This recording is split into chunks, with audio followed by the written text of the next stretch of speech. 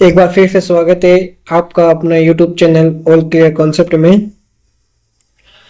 आज हम पढ़ने वाले हैं मेंटल हेल्थ टीम और मल्टी डिसिप्लिनरी टीम। ये chapter first mental health nursing का चैप्टर फर्स्ट का टॉपिक है। आइए सबसे पहले हम देखते हैं मल्टी डिसिप्लिनरी अप्रोच क्या होती है। यानी ये डिफरेंट डिसिप्लिन के मेंबर के बीच में कोलैबोरेशन होता है जो पेशेंट को स्पेसिफिक सर्विस प्रोवाइड करता है। उसी अप्रोच को हम मल्टी डिसिप्लिनरी अप्रोच बोलते हैं। आइए एक बार रीडिंग लगा लेते हैं इसकी। Multi disciplinary approach refer to collaboration between member of different disciplines who provide specific service to the patient. Multi disciplinary approach का मतलब होता है कि डिफरेंट डिसिप्लिन्स के जो मेंबर होते हैं उनके बीच कोलैबोरेशन होना। ये कोलैबोरेशन क्या करता है कि पेशेंट को स्पेसिफिक सर्विस प्रोवाइड करता है। उस अप्रोच को हम मल्टी डिसिप्लिनरी अप्रोच बोलते हैं।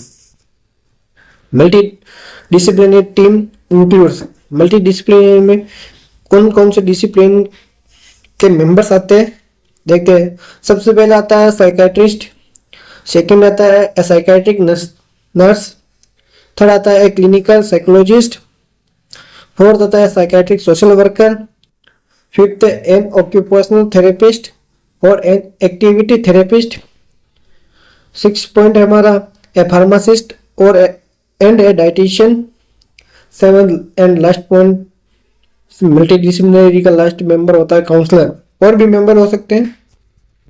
आइए सबसे पहले देखते हैं हम ए psychiatrist. A psychiatrist is a medical doctor with special training in psychiatry. यानी साइकेट्रिस्ट वो होते हैं जो एक मेडिकल डॉक्टर होते हैं जो साइकेट्री के अंदर स्पेशल ट्रेंड होते हैं या ट्रेनिंग लेते हैं, स्पेशल ट्रेनिंग लेते हैं साइकेट्री के अंदर। ये मेडिकल डॉक्टर भी होते हैं। इनका काम क्या है कि पेशेंट का मेडिकल डायग्नोसिस करना और पेशेंट का ट्रीटमेंट करना। और इनका अदर फंक्शन होता है कि पेशेंट को एक्यूट केयर सेटिंग में एडमिट करना और ये साइकोफार्माकोलॉजिक एजेंट जितने भी होते हैं उनको प्रिस्क्राइब कर सकते हैं, प्रिस्क्राइब करते हैं और उनको मॉनिटर भी करते हैं। जो साइकोफार्माकोलॉजिक एजेंट लेने वाले साइकेट्रिक पेशेंट को मॉनिटर भी करते हैं। अगला इनका इम्पोर्टेंट फंक्शन है एडमिनिस्ट्रिंग इलेक्ट्रोकन्वल्सिव थेरेपी। ये वेरी इंपॉर्टेंट लाइन है दोस्तों, याद रखना कि ए साइकेट्रिस्ट ही है मल्टीडिसिप्लिनरी टीम में जो ईसीटी थेरेपी को एडमिनिस्टर करता है।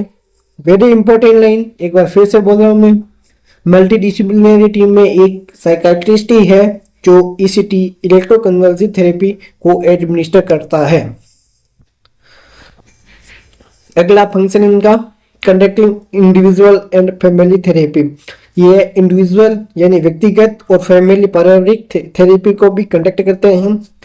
Participating in interdisciplinary team meeting, यानी ये इंटरडिसिप्लिनरी टीम की मीटिंग में भी पार्टिसिपेट करते हैं, यानी उस टीम मीटिंग का हिस्सा होते हैं, महत्वपूर्ण हिस्सा होते हैं।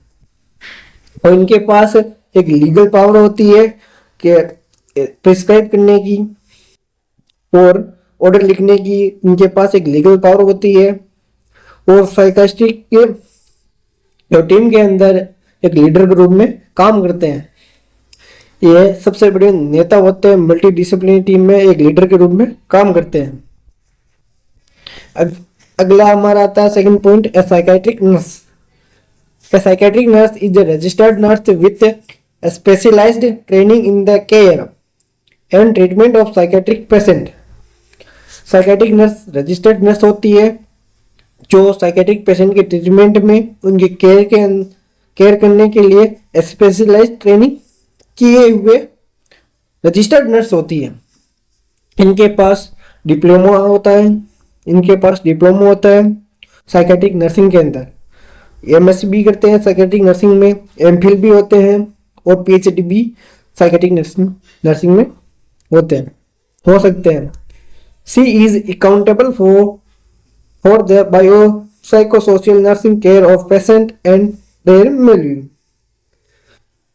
यानी पेशेंट की बायोसाइकोसोशल नर्सिंग केयर के अंदर भी अकाउंटेबल होते हैं और उनकी वैल्यू के लिए भी अकाउंटेबल होते हैं। और साइकेट्रिक नर्सिंग का अदर फंक्शन है कि एडमिनिस्ट्रिंग एंड मॉनिटरिंग मेडिकेशन, यानी मेडिकेशन को एडमिनिस्टर करते हैं और उनको मॉनिटर करते हैं। Assisting in numerous psychiatric and physical treatment, यानी ये बहुत सारे साइकेट्रिक और फिजिकल ट्रीटमेंट के अंदर असिस्ट होते हैं। Participate in interdisciplinary team meeting, ये भी साइकेट्रिस्ट की तरह इंटरडिसिप्लिनरी टीम की मीटिंग में पार्टिसिपेट करते हैं और उस मीटिंग का महत्वपूर्ण हिस्सा होते हैं। टीच पेशेंट्स एंड फैमिली, ये पेशेंट को टीच करती है और फैमिली को भी टीच करती है। Take responsibility for patients record, ये बहुत इंपॉर्टेंट लाइन है कि ये पेशेंट की रिकॉर्ड के लिए रिस्पॉन्सिबल होती है psychiatric nurse. Act as a patients advocate, यानी पेशेंट के एडवोकेट की तरह भी कार्य करती है। Interact with patient significants others, यानी पेशेंट के सिग्निफिकेंट्स अदर के साथ भी ये इंटरेक्ट होती है। जो पेशेंट्स के रिलेटिव्स है उनके साथ भी ये इंटरेक्ट होती है। अगला हमारा थर्ड पॉइंट होता है, थर्ड मेंबर होता है इस मल्टी डिसिप्लिनरी टीम का, वो होता है a clinical psychologist. A clinical psychologist should have a master degree in psychology और PhD in clinical psychology with specialised training in mental health settings.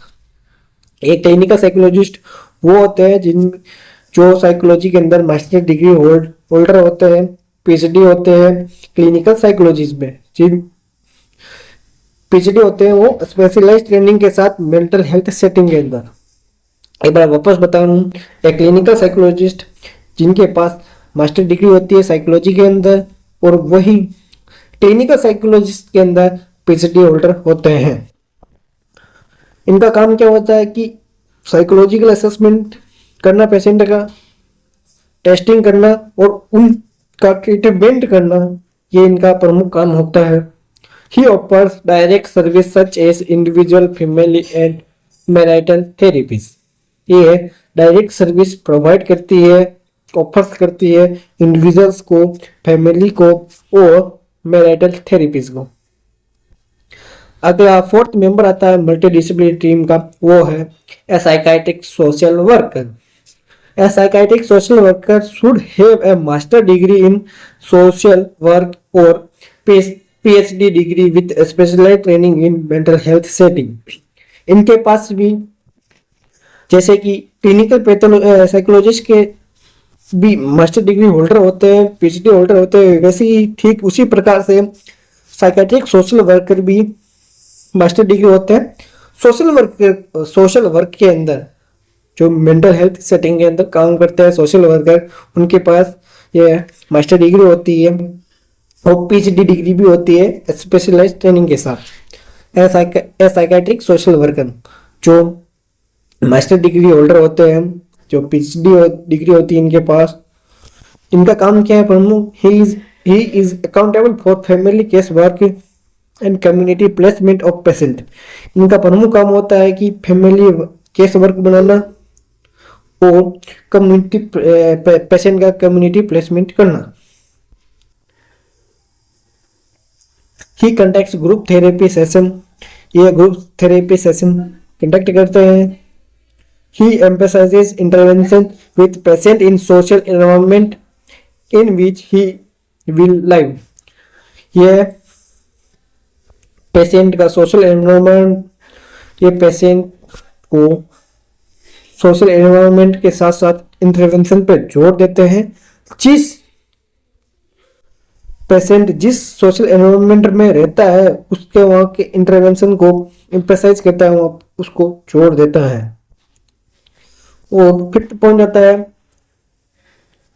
Multi disciplinary team का fifth member होते हैं N occupational therapist और an activity therapist.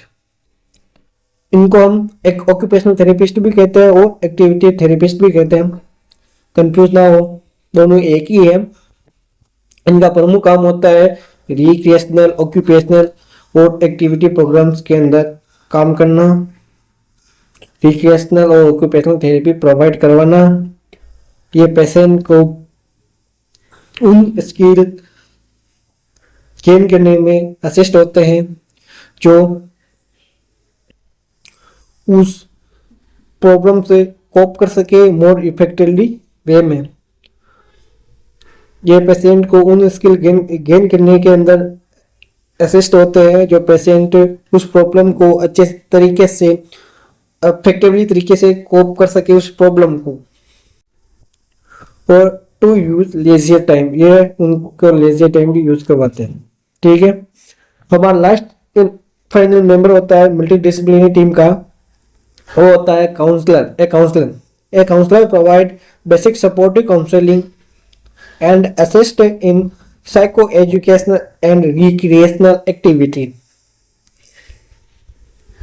एक counsellor है जो basic supportive counselling provide करवाता है साइको एजुकेशनल और रिक्रिएशनल एक्टिविटीज के अंदर। काउंसलर जो साइकाट्रिक पेशेंट को बेसिक सपोर्टिव काउंसलिंग प्रोवाइड करता है और उनको साइको एजुकेशनल और रिक्रिएशनल एक्टिविटीज के अंदर भी असिस्ट करता है। एक पॉइंट हमारा छूट गया था, वो है ए फार्मासिस्ट और डाइटिशियन। आप पिछली क्लासों में या बैक ईयर की क्लासों में आप पढ़ चुके होंगे, फर्स्ट ईयर सेकेंड ईयर में पढ़ चुके होंगे कि डाइटिशियन कौन होता है और फार्मासिस्ट कौन होता है। फार्मासिस्ट वो है जो मेडिकल से हमारे को मेडिसिन प्रोवाइड करता है डॉक्टर के ऑर्डर के अनुसार। और डाइटिशियन है जो पेशेंट की डाइट चार्ट बनाता है और पेशेंट को बोलता है कि आप इस डाइट चार्ट को फॉलो करें तो इससे आपकी हेल्थ में बहुत अच्छा सुधार होगा। ऐसे ही देखते रहें, मुस्कुराते रहें, मस्त रहें, खुश रहें और बने रहें ऑल क्लियर कॉन्सेप्ट के साथ।